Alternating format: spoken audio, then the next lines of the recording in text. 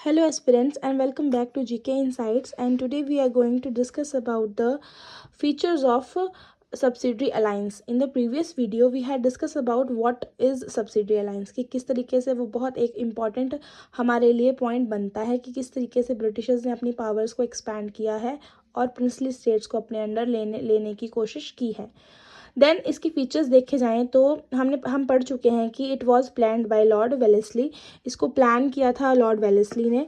उसके बाद जो इंडियन रूलर थे ना, ये सब्सिडी अलायंस में एंटर करते थे। तो कैसे करते थे, मतलब कि तो क्या होता था कि जो ब्रिटिशर्स थे वो बोलते थे कि अपनी जो है वो आर्म्ड फोर्सेस की जो पावर थी उसको डिसॉल्व कर लो आप लोग और हमारे अंडर हो जाओ और एक्सेप्ट कर लो ब्रिटिश फोर्स को as there in his territory.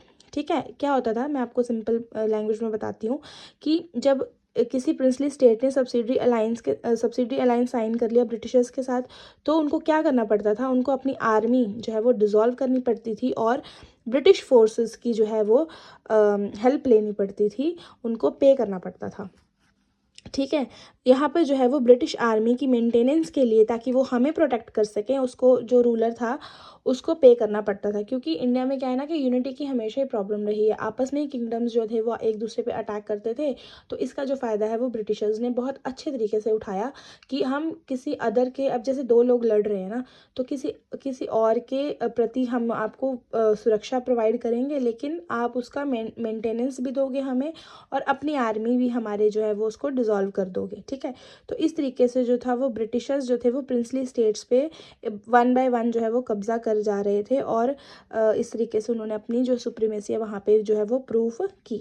तो वहाँ पे रूलर्स को पे करना पड़ता था ब्रिटिश आर्मी को। ठीक है, अब उसमें क्या था कि territory would be taken away and ceded to the British. अगर वो पेमेंट करने में फेल हो जाते हैं तो जो टेरिटरी थी वो ब्रिटिशर्स के अंडर डायरेक्टली चली जाती थी। ठीक है, then British would protect the Indian state against any foreign attack और internal revolt.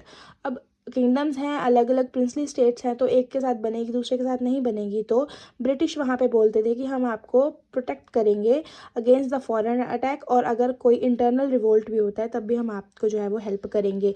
Then British promise that non interference of internal affair, मतलब उन्होंने प्रॉमिस किया था कि हम आपके निजी मामलों में, आपके इंटरनल अफेयर्स में इंटरफेरेंस नहीं करेंगे, लेकिन उन्होंने उस चीज़ को अच्छे से नहीं निभाया।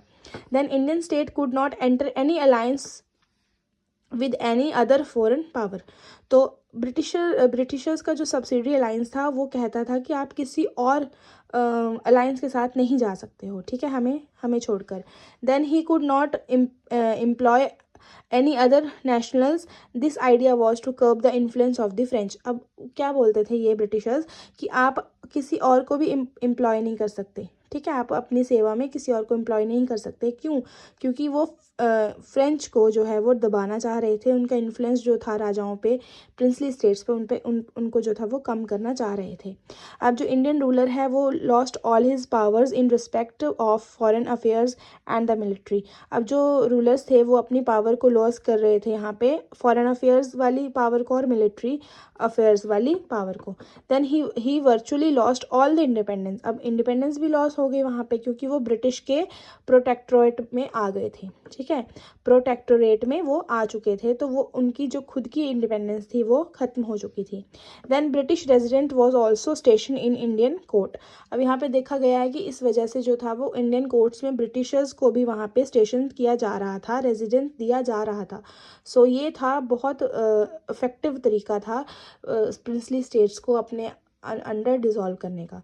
सो अगले वीडियो में हम इसी के बारे में और देखेंगे, हम इसके नेक्स्ट पार्ट के बारे में बात करेंगे। So do like, share and subscribe and follow for more.